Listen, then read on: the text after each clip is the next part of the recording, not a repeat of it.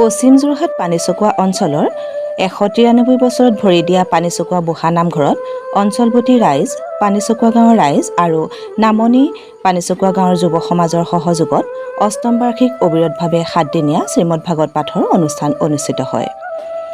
১১ জেঠ ২৫ মে' দিনা পুৱা ৫ বজাত উষা কীৰ্তনেৰে কাৰ্যসূচী শুভাৰম্ভ কৰে নামাচাৰ্য শ্ৰীযুত শংখধৰ বৰাদেৱে। ইয়াৰ পাছতে ৬ বজাত সামূহিক চাফাই কাৰ্যসূচী আৰম্ভ হয়। পুৱা ৬:৩০ গছপুলি ৰোপণ কাৰ্যসূচীত নিমন্ত্ৰিত অতিথিৰূপে অংশগ্ৰহণ কৰে সৰ্বশ্ৰী গণেশ নেওগ, অৰুণ বৰা, পুনা বৰা, সুৰেণ বৰা, লম্বোদৰ বৰা, চন্দ্ৰ কলিতা, প্ৰবীণ বৰা আৰু বসন্ত বৰাদেৱে। পুৱা ৭ বজাত ধৰ্মধ্বজা উত্তোলন কাৰ্যসূচীত নিমন্ত্ৰিত অতিথিৰূপে অংশগ্ৰহণ কৰে বৰমেধি শ্ৰীযুত দেৱেন বৰাদেৱে। ৭:৩০ বজাত স্মৃতি তৰ্পণ কাৰ্যসূচীত উপস্থিত থাকে বিশিষ্ট সমাজসেৱক ধৰ্মপ্ৰাণ ব্যক্তি শ্ৰীযুত অতুল চন্দ্ৰ বৰাদেৱ। ইয়াৰ পাছতে বুঢ়া নামঘৰৰ মূল পথৰ সন্মুখত এভাগি নামসিংহ মূৰ্তি প্ৰতিষ্ঠা কাৰ্যসূচীত আৰম্ভ হয়।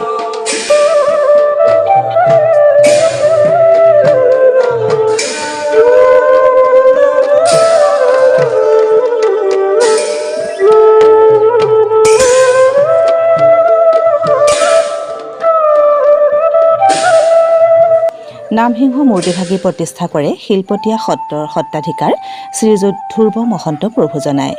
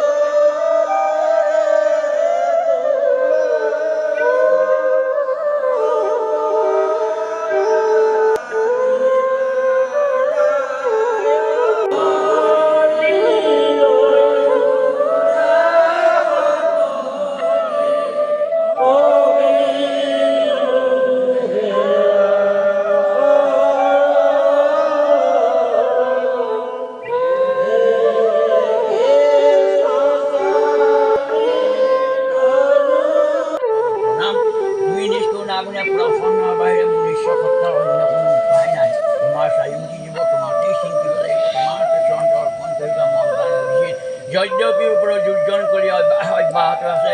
এনে পৰমপুৰ ভগৱন্তৰ চিন্তন কৰিবলৈ যাওঁতে ধৰা ক'ব মন প্ৰাণ বুদ্ধি সমস্ত বছে শুদ্ধ অৱস্থাত ৰাখি পেলাই ধৰা কবে যি কামনা কৰে এই নামটো মূৰ্তি বস্তু আগতে এগৰাকী ভক্তি কৰিম আৰু ধূপ দিম নৈবেদ্য সময়তে যদি কোনোবাই অৰ্পণ কৰে বা সকলো প্ৰসন্ন হ'ব। জয় শ্ৰীমন্ত শংকৰ গুৰু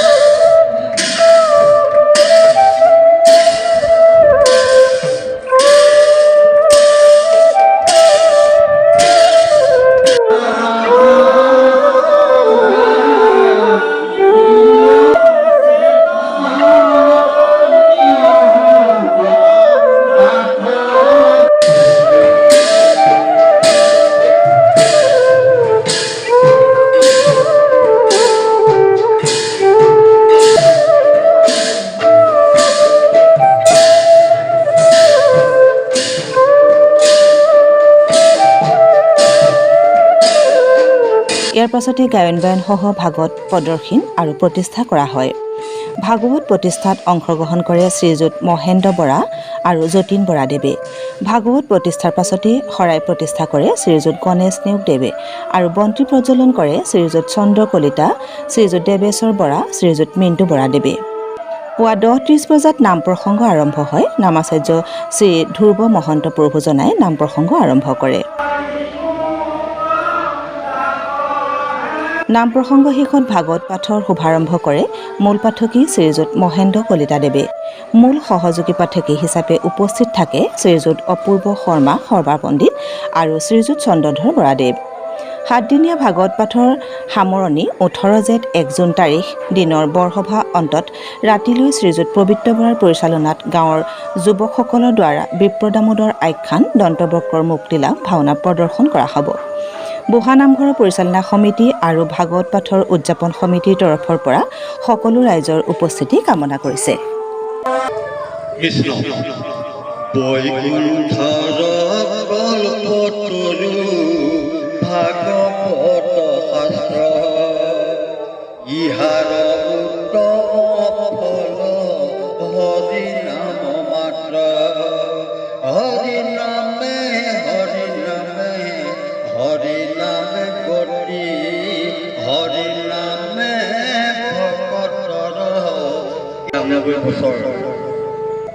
পাৰ হৈ গ'ল এই পানীচুকীয়া বুঢ়া নামঘৰ। আমি অঞ্চলবৰ্তী ৰাইজ তথা অসমবাসী আৰু বিশ্ব শান্তিৰ বাবে আমি পৰম্পৰাগতভাৱে 8ম বাৰ্ষিক ভাগৱতৰ আয়োজন কৰিছোঁ। আমি আগবাঢ়ি গৈছোঁ আৰু এনেকৈ আমি পৰম্পৰাগতভাৱে চলাই যাওঁ। স্থানীয় ৰাইজৰ উন্নতি প্ৰগতি যুৱ প্ৰজন্মইও যাতে এনেকৈ হ'ব পাৰে, আধ্যাত্মিক দিশত আগবাঢ়ি যাব পাৰে। কৃষ্ণ আমাৰ এই পানীচুকা বুঢ়া নামঘৰ 193 বছৰ ভৰি দিছে। 193 বছৰ বয়সত আমাৰ পৰম্পৰা হিচাপে এই বছৰ 8ম বাৰ্ষিক হিচাপে অবিৰত ভাগৱত পাঠ আৰু লগতে এই ভাগৱতৰ লগত সংগতি ৰাখি এজুৰি নাম সিংহ প্ৰতিষ্ঠা কৰাৰ ব্যৱস্থা কৰা হৈছে। এই ভাগৱতৰ পৰা আমাৰ অঞ্চলৰ সমূহ ৰাইজ আয়োজন কৰা হৈছে আৰু আপোনাসমৰ যোগেদি আমি মিডিয়াৰ যোগেদি আমাৰ অসমত সকলো চবে কাৰণে যে 193 বছৰ বয়সীয়া এভাগ নামঘৰত এনেকুৱা পৰম্পৰা অনুষ্ঠান প্ৰায় হৈ থাকে সেইটো জনাবৰ বাবে আমি আপোনালোকক সেৱা ধৰিছোঁ। চুকা বুঢ়া নামঘৰত আমি এভাগী 7 দিনীয়াৰ বাবে আমি অবিৰতৰ শ্ৰীমদ ভাগৱত ভাগি আমি অনুষ্ঠান ভাগ পাতিবৰ হেতুকে আমি আগবাঢ়ি আজি আমি 25 তাৰিখৰ পৰা আৰম্ভ কৰি 1 জুনলৈকে আমি সমাপ্তি ঘটিব 1 জুনত। আৰু 1 জুনৰ দিনাই আমাৰ এভাগী মহাপুৰুষীয়া নাম বৰ হ'ব তাকে ৰাইজক সকলোকে এই অনুষ্ঠান ভাগলৈ আমি কৰপৰাই নিমন্ত্ৰণ জনোৱা হৈছোঁ।